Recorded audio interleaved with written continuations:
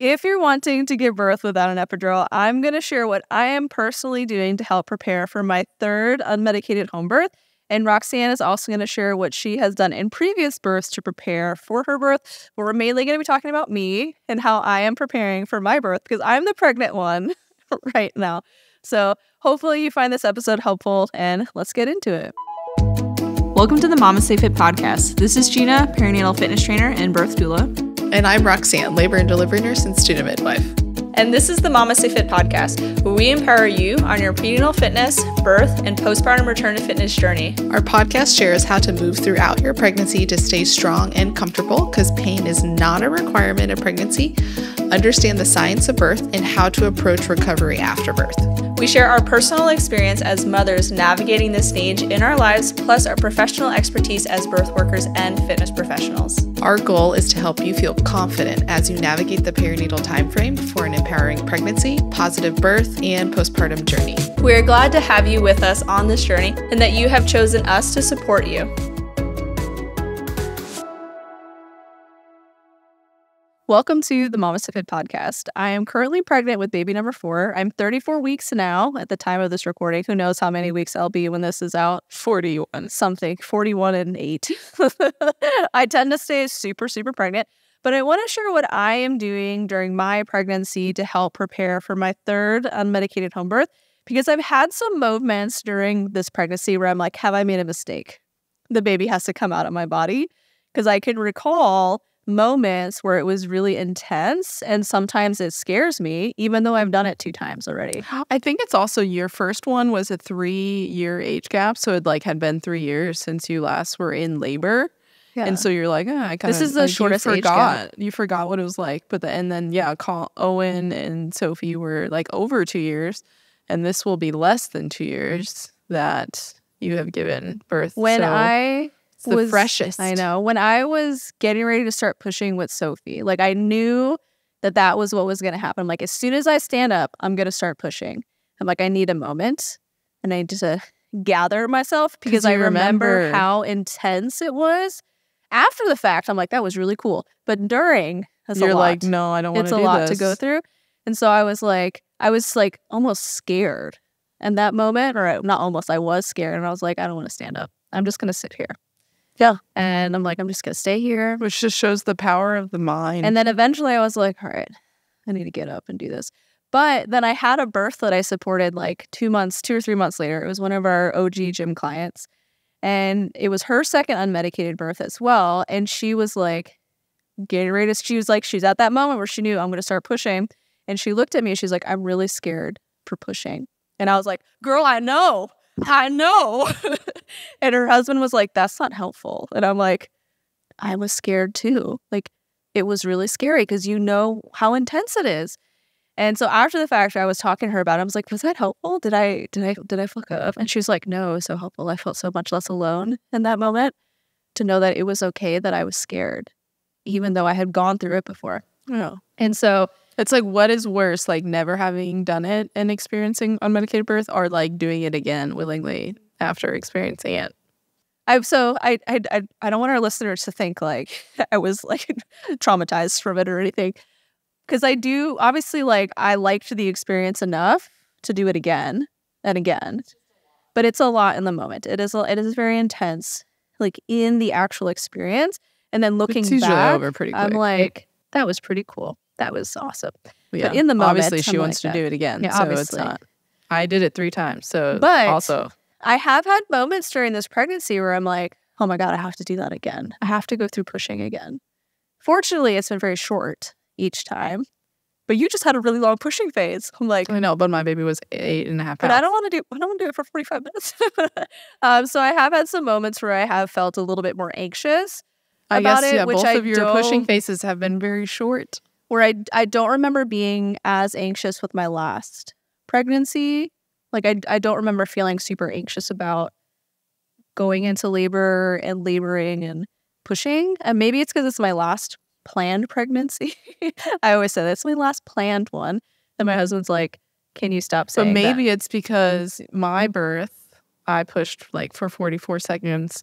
Colin came out. It was a serene, beautiful, calm experience. And then my last one that you just went to was not that. I pushed for 45 minutes and it was shit. Still an empowering it was still a beautiful experience. But maybe that's the other thing too. Like, I think I convinced myself this last birth and pregnancy that I was going to have that serene, calm birth, that I was going to have that pain-free birth. That like it wasn't pain-free. I mean, like, but I was going to be that like calm birthing goddess. And it came to, and I was like, nope, that is not me. That is not how I birth, especially pushing. I'm just like if there's videos of me just like clawing onto the side of the birth pool because it's really intense. And I'm just along for the ride. My like spontaneous pushing urge, very strong, very overwhelming. And so I think now that I am in tune with reality and with how I give birth, I'm like, I will not be having a serene birth. I will be having an out-of-body experience again. And that was kind of stressful, like in the moment. And so maybe that's what's been stressing me out a little bit. But I'm sharing that not to like scare anybody that's wanting an unmedicated birth, but to kind of validate anybody that's kind of nervous, where they're like, well, what if I end up changing my mind and it's too late? Or I've done it before, but I'm feeling kind of anxious again. Like, I think it's normal, like when you've gone through it, to have some anxiety about it again, because again, it has not been a pain-free experience for me. It has been a hard journey.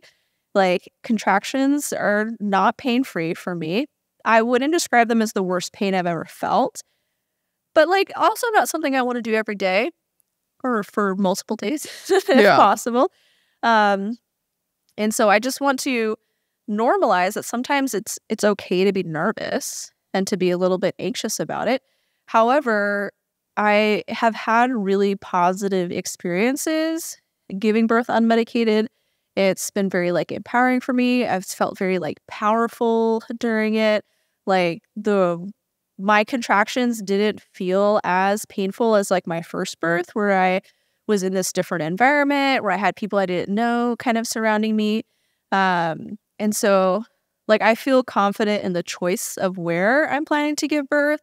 I feel confident with the decision to give birth unmedicated, but I still have some anxiety for it. So what am I doing to help with this? One, denial. Denial is so strong. Being in denial is so powerful.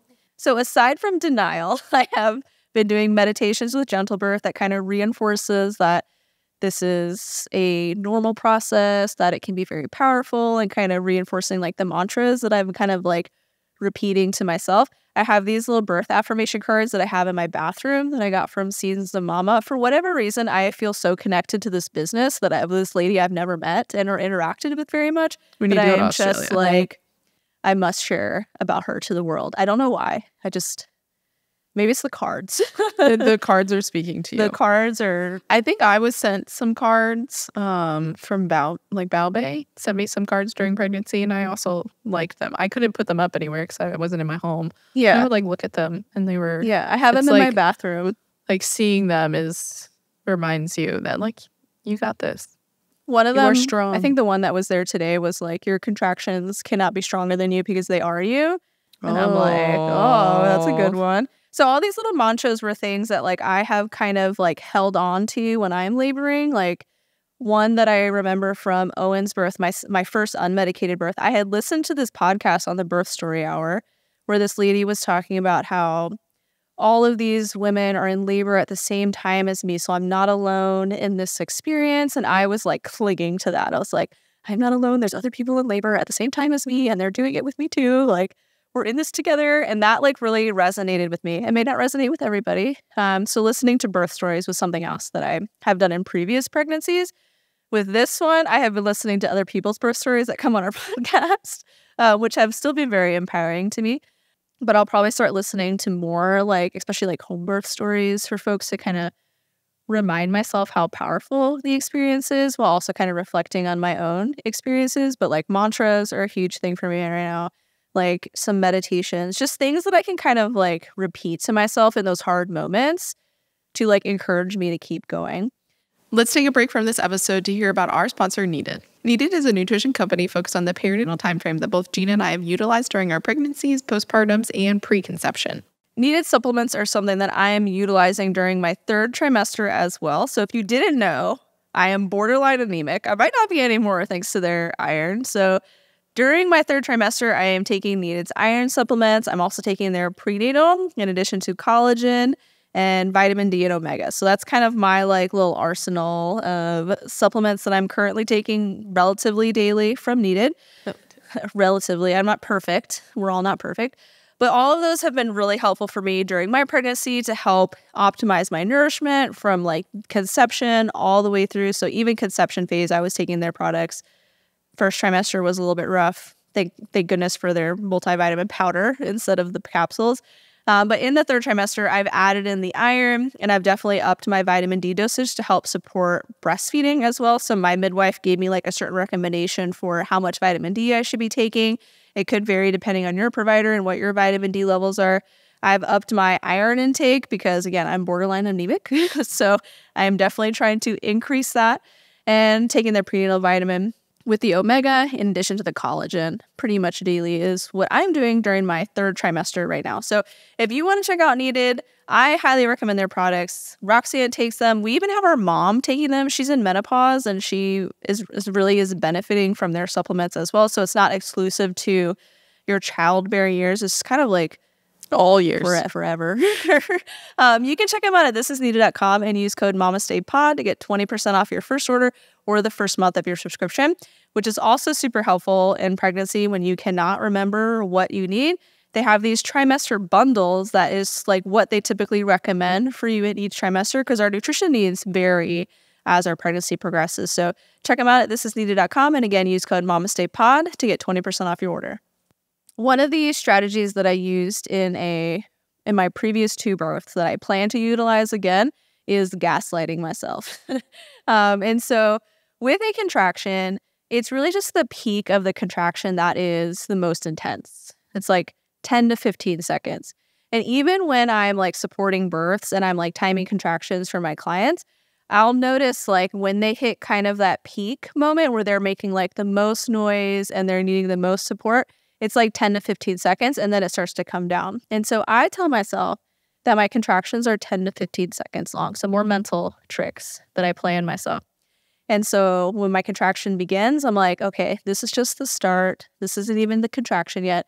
I have my husband start squeezing my hips. We get ready. And then it peaks and I'm like, just relax, relax, relax. Just let go of your shoulders, your back. And I just kind of like move down my body, just like listing, okay, relax here. It's just like progressive relaxation. And then after about 10 to 15 seconds, it starts to ease off. And I'm like, oh, my contraction's done. Even though I still have like 30 seconds to go. So I essentially gaslight myself and tell myself that my contraction is not a minute. It's only like 10 seconds long. But that like is really has been a really helpful mental trick for me to utilize because, again, it's like that 10 to 15 seconds that requires the most focus on my part to like relax and to let go and to kind of move through it. Other things that I've been doing during this pregnancy to help prepare for an unmedicated birth is incorporating a lot of like birth preparation exercises. Like each pregnancy, I feel like I learn more and more on like pelvic mechanics and how to move your body to like support birth. And so this one, I'm like, I got so much more information that I know now than I did last time. So incorporating more of those movements during my pregnancy to really help support, hopefully, an easier labor. And so one of the big things that I've been incorporating is like even more hip shifts than previous pregnancies. So many hip shifts. To the point now where normally at this point I have like more pelvic pain or like discomforts in my body. I haven't had like really any pelvic pain. Like I'll have like some aches here and there, but not like previous pregnancies where like I'd have a hard time rolling around in bed and I have to go do all my exercises and then I'd feel better. I even went and saw a pelvic PT last pregnancy to help kind of figure out what was going on. And I did eventually resolve the pain, but this one I haven't really had any. And I think it's because of all of the extra movements that I've been doing this time around, which hopefully translates into this baby kind of wiggling through a little bit easier. And I think I've taken some pressure off of myself to have that like serene, peaceful birth because I've accepted that that's not how I birth. And that's okay. Like, not everybody is like, oh, like when their baby comes out, some people are like, which is more me. It's definitely like much more primal and like, it's just different. And I think I've come to a point where I'm okay and I have accepted that that's my birthing experience and there's nothing wrong with it. And so I think I feel a little bit more confident about the reality, what my birth will probably be like. And just kind of like letting go of my expectations. I think I had a lot of expectations for myself with my last birth where I was like, I guess maybe it was because I was sharing so much about my pregnancy journey like I have been this time, where I almost felt like I had to put on a performance in a way. But this time I'm kind of like, yeah, whatever. Like, you get what you get. As opposed to like, oh, I'm going to have this amazing birth photo of like me holding my baby up when they come off to share. And it's like, oh, you get whatever photo you get. Maybe it's a double chin. Maybe I'm in the pool. Maybe on the bed. Like, my midwife asked me, like, how do you picture your birth? And I was like, a baby comes out of me. I'm either in the pool or I'm on the bed. Maybe I'm standing. I'll probably be laying down somewhere. And I'm like, I just want my husband to catch the baby this time. And she's like, okay, sounds good. And I was like, I was really hanging on to having like this specific type of birth with Sophie. And it just didn't turn out that way. And it was still like a really positive and empowering experience. But letting go of that expectation, I think, has been very helpful for me this time around, where I'm like, whatever happens, happens. So now that I am 34 weeks pregnant, I'm starting to get all my stuff prepped for birth, even though I will probably go close to 41 weeks is what I have accepted for myself. Really anything sooner than that, like, cool. I will probably be startled if it's before my due date. I'll be like in denial. Is I've started to get like my things ready. So I have my postpartum baskets ready with all the stuff that I need for after the baby comes. And there's like a few things like here and there that I still need to grab. But I have my labor basket pretty much set, which has all my like my comfort measure items, like the clothes I kind of want to wear, like all of our home birth supplies have arrived. And all we really need to do now is to blow up our pool and make sure that there's no holes in it. Fix any holes that are there, clean it, make sure it's like ready to go. We probably won't blow it up till like I'm in labor, but we will blow it up beforehand just to like test it. Because it would be really sad to be like laboring as my pool is like slowly deflating. When, as a funny story about deflating floaties, when we were living in Germany and I was like 5 years old, I was like in the pool on this like duck floaty. And then I bit a hole in the top. Gina tried to kill herself. And I couldn't swim. I was only 5. And so the air is like can swim. seeping out of the floaty, and I'm like, my little legs are like kicking in the floaty, and I've got my mouth over the top of it, trying to keep the air from coming out as I'm sobbing. Our parents are like, what is going on? What is happening? So my dad comes and grabs me, and he's like, what is going on? I'm at the floaty was leaking air because I bit a hole in it. I don't know why I was like, I need to bite a hole in this. I mean, you're a child. What do all children do? Experiments. Put things in their mouth and bite them. The number of balloons my kids have popped with their mouth. Colin literally yesterday. I tried to eat it and it popped. Why are you trying to eat it? So yeah, that's what I'm thinking about when I think about my birth pool. I'm having a hole in it. That's like putting my mouth over this hole and laboring. Like, yeah, that's not going to So happen. Gina just would won't like have a birth tub. Not do that. So with my labor basket, the things I have within it is I have some lightweight robes because my temperature kind of goes all over the place during labor, which I think for a lot of people it does. So I have my big fluffy robe. But I also have my thin robe that I got from Cozy Earth, which is like a bamboo cooling fabric. Yeah. It's very nice. It's also black, so if I do like get some blood on it, I won't notice. It won't stain. No one will know. I don't have the clothes that I want to labor in like prepped yet because I still wear them, but it'll pretty much be all my Ballet bralettes. I'll have like a stack of them. I do not like to labor naked. That is just not something that I'm into. Other people, that's fine. For me, I just need boob support at all times. I don't like being braless. I'm not a part of that revolution. Oh, yeah. So I wore a bra just because I didn't want boobs in all my photos. Yeah, and that's like the other thing. I'm like, well, someone's gonna be there taking photos, and I don't want it to be like nipples. Yeah, I mean, my personal preference, nipple, but like it's not Instagram it's just appropriate. just my personal preference. I also can't show my birth photos like if it's just my nipples. Bra. Like I always wear a bra. I know people are like, that's not good for your breast health. I'm like, I don't care. I mean, it's not proven anymore. I don't know. So I don't care. I just like to be supported. These girls love to be supported. So I'll have like a little stack of bralettes that I'll wear even when I like 59 go in the tub or like the shower, and I'll just switch them out as I am laboring. I'll have like a variety of like shorts and like underwear that I feel like laboring. I was thinking about wearing the mesh panties that I've gotten. I will say I wore the mesh panties in my last birth, and they're pretty clutch actually. I was thinking about that. They stretch around my belly. Whereas I didn't wear underwear last time with Colin's birth because they were too constricting. Yeah. My belly was so birth, big. They ripped.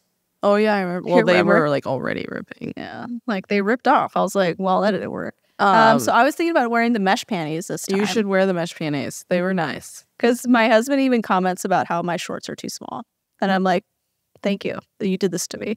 But they are a little tight. Yeah. And like restricting like blood flow. Like they were too tight for me. I stopped wearing shorts. I would only wear dresses at this point. Yeah. During pregnancy. So I'm going to labor in the mesh panties. Because postpartum, I normally just wear my diapers and the bloomers. Yeah, so you don't wear them during pregnancy. I don't really wear the mesh panties, but I only wore them because I was like, I have these and I should use them. Yeah. So I'll have all that clothes kind of set up like the morning of or the night of or whenever it is that I go into labor. I typically wake up in labor, which is, fingers crossed, but no expectations.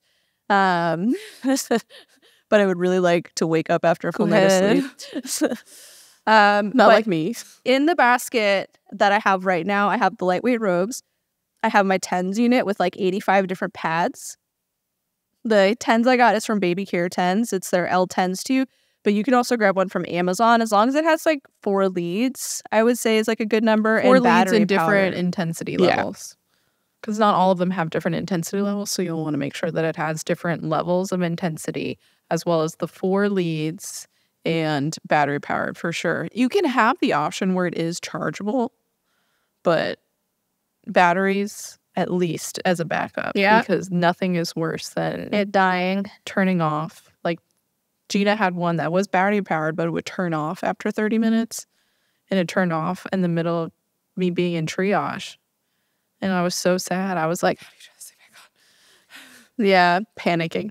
So I have the TENS. I have the rectangular pads, which just cover more surface area. And then the tiny square ones, just depending on whatever I feel like using.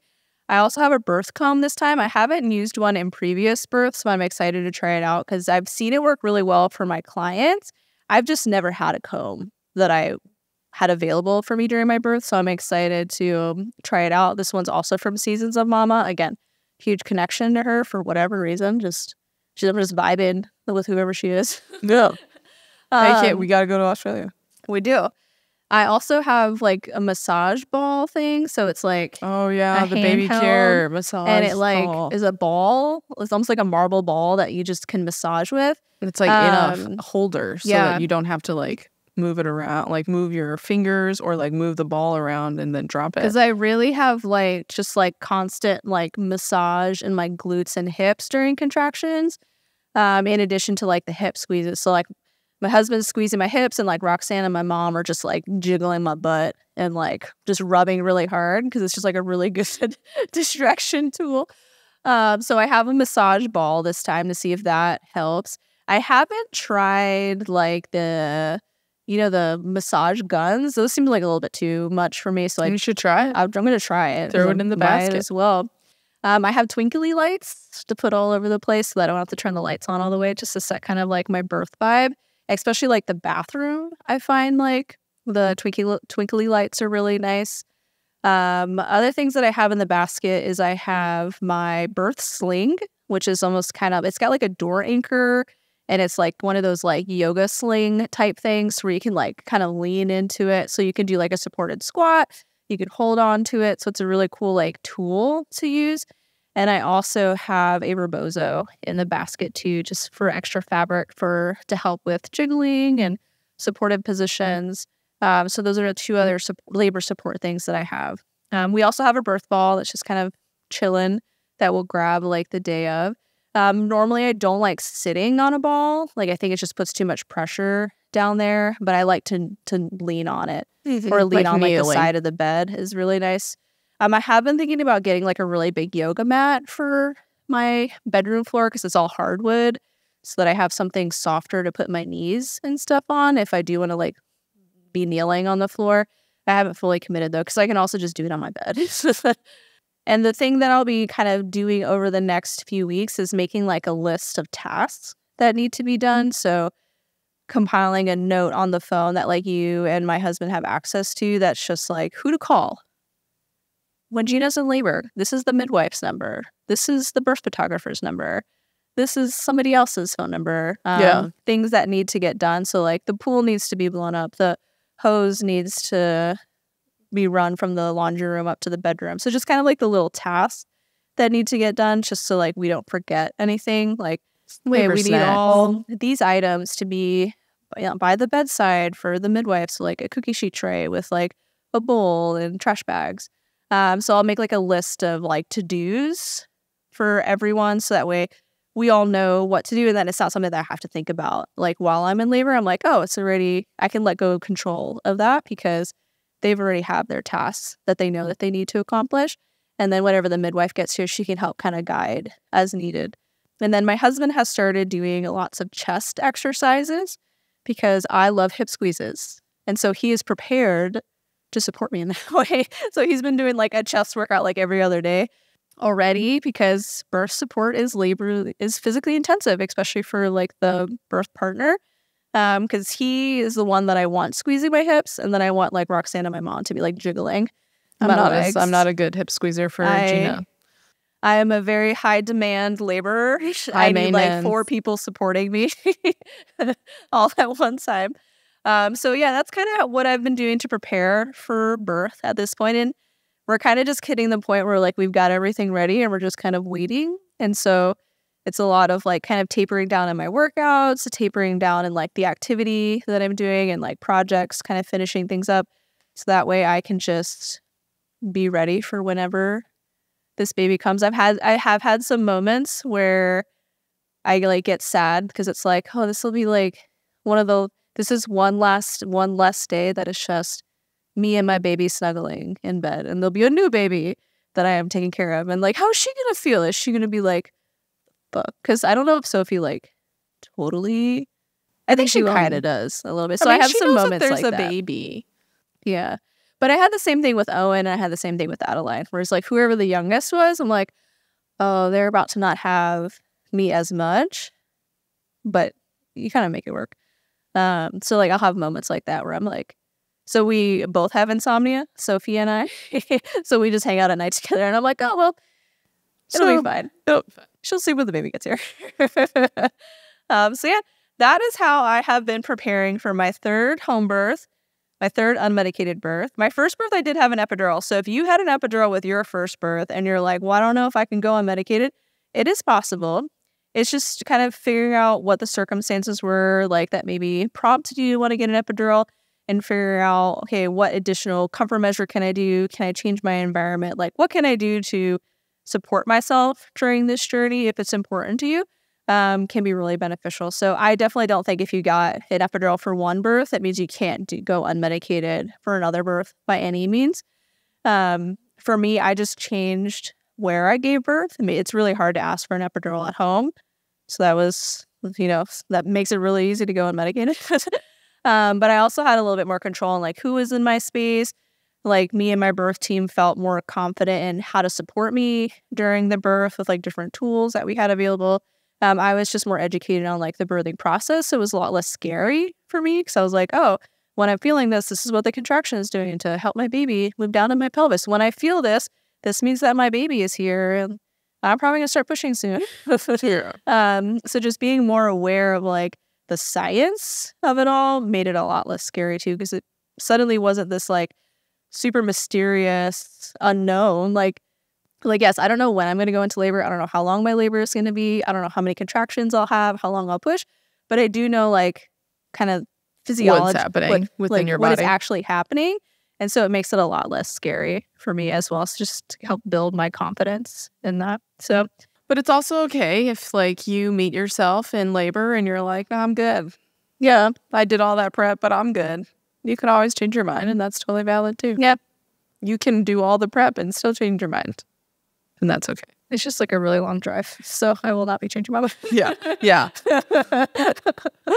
If Gina changes her mind, it's too late. It's too late. That baby's coming. So thanks so much for listening to this episode. The things that I'm doing to help prepare for my third unmedicated birth at home is, one, I'm doing lots of mental preparation. So I got my mantras, listening to birth stories, listening to different meditations, because those mantras and like little stories just kind of stay in my mind when I'm in labor, especially in the hard moments. Because I'll think about that one lady talked about how powerful she felt after her baby was born. I want to feel that too. So I'm going to keep going. Like those little things like really resonated with me so much, especially during my first home birth. And each time there's just always been something that I've just kind of like hung on to that continued to motivate me when I was having a harder time with my contractions. Because it is intense. It is kind of painful. Like, it's not the worst pain that I've ever felt. I obviously choose to do it again and again. Like, it was a very powerful and empowering experience. And I am glad to have felt it. But I still get a little anxious about it sometimes because it is really intense. Like, and every labor is like different. If you were getting ready for like a competition, not that birth is a competition, but like when we were in high school and college and we were running races, even though I had ran that same race multiple times, the race is still hard. And sometimes I get nervous where I'm like, man, I gotta run that again. Like, that's a long race.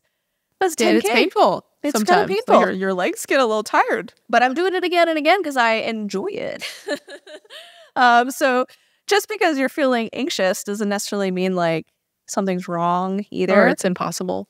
I also play a lot of mental tricks on myself during labor. I just gaslight myself and tell myself honestly, my denial, contractions. like unmedicated birth is really a mental game. Like 90% mental, I almost want to say. 10%, yes, obviously you need to like withstand some pain and like endurance, but it's such a mental game because you could prepare for labor and like you can rock active labor and early labor, and then transition can come and just rock your world.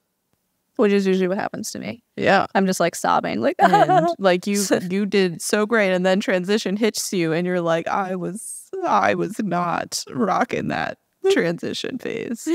And that's okay.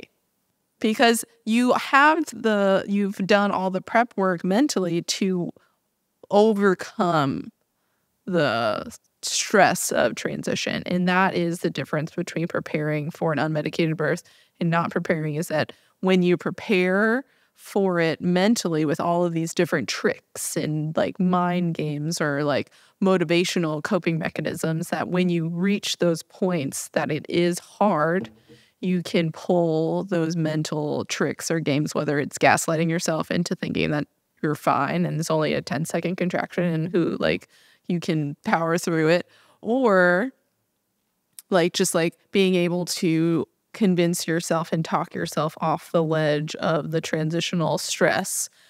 Those are the things that kind of separate you being able to have an unmedicated birth sometimes and changing your mind. Yeah.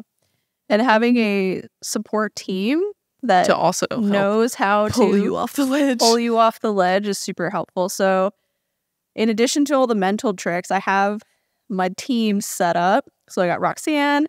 My mom will be there. She'll be primarily managing the kids, but then also will like kind of peep into like. She's the best massager. She is the best massager. I could not do it without her. And then my husband will be there to help squeeze the hips. And then we'll have our midwife and her birth assistant. And then Brittany, who's one of our coaches, she's a doula as well, will be taking photos for us. But she's also there. She can't turn off her doula hat, so she'll also be there to help as well. So I have a really solid team set up that I feel very confident in supporting me, that I know is confident in me and my ability to give birth. And I think that makes a huge difference too, like who you surround yourself with during your birth. If there are people that believe that you can do it, then you believe that too. You're like, yeah, I can do it. But when you have somebody who's like, okay, we'll see. You let me know when you want your epidural. Like, LOL. Like, oh, people who have really long birth plans is like a ticket to the OR. Like, that stuff is not helpful.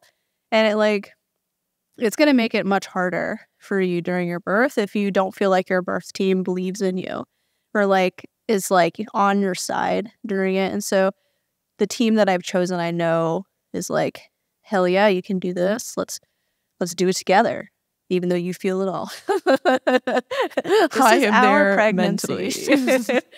And then I also have like all my trinkets and stuff, my labor support items ready. We've got our home ready. And now it's just kind of like spending the last few weeks that we have as a family of 5 before we become a family of 6 and kind of spending more time with like the kids one-on-one before I'm just kind of like lounging in bed and they're all interested in their new baby sister. But yeah, so that's kind of how I'm preparing for birth. No like set thing. Like I'm not listening to 8 hours of meditations a day or anything like that. I got my little mantra card. I'll throw on a meditation occasionally, mostly just like talking myself off the ledge and enjoying the time that I have. So yeah. So thanks so much for listening to this episode on how I am preparing for my 4th birth, the 3rd unmedicated and home birth, and probably my last pregnancy, which is also like kind of sad where I'm like, oh, I need to savor every moment because this is the last time. But I'm like, but I'm also excited for the next step because I know what comes next, which is like a little baby. And that little baby becomes a little toddler. And then that little toddler becomes something else. And so it's kind of hard to be like, oh, I need to savor every moment when I'm really excited for what comes next too, but also like want to savor. So it's like this weird mix balance that I'm trying to go through. If you want more support throughout your pregnancy, be sure to check out our online prenatal fitness programs. I am currently doing our prenatal strength program, which is our app-based program, but we also have a video-based program where you can follow a video and work out with at the same time. I've been refilming the on-demand workouts during this pregnancy, so 2nd trimester and 3rd trimester are refilmed, and so it's a video of me actually working out. The 1st trimester is still a video of me working out, but it's a voiceover instead of like a quote-unquote live workout video. And so that format will be getting updated later this year. In both programs, it's going to sync to where you are within your pregnancy. The app-based program syncs to your current week. So if you're 34 weeks like me, you can join the program now and just pay for the months that you want. It'll start at week 34 for you so that you know that those movements make sense for that phase of your pregnancy. The on-demand program sync to your trimester. So if you're in the 3rd trimester, joining that program, both programs are going to incorporate strength exercises, pelvic stability exercises to help keep you comfortable throughout your pregnancy and pain-free, in addition to birth preparation exercises to help you create space within your pelvis, release tension within your pelvic floor. And once you make it to the 3rd trimester, we also incorporate birth partner workouts. So my husband and I have been doing birth partner workouts together where we've been practicing laboring positions, our comfort measures, and then just bonding as a couple with only 3 children and soon to be 4. If you want to check out our prenatal fitness programs, know that you can also bundle them with childbirth education because, again, it's not too late to figure out what is going on during birth. We have our condensed course, which is going to be specific to labor and pushing, and then we have the full course, which is also going to involve birth planning, knowing your birth options, birth preparation exercises that you can do, what is the pelvic floor. So it's going to be a lot more in-depth in that course. But you can bundle the full course with prenatal fitness to save 15% off as well. And you can use code STORY10 to get 10% off any of our online programs. So prenatal, postpartum, education, fitness, professional courses, use code STORY10 and you can get 10% off. And this podcast is sponsored by Needed, a nutrition company focused on the perinatal timeframe that both Gina and I have utilized during our pregnancies, postpartums, and just everyday life. And our husbands even use the men's line. And you can use code MamastePod to get 20% off your first order at thisisneeded.com.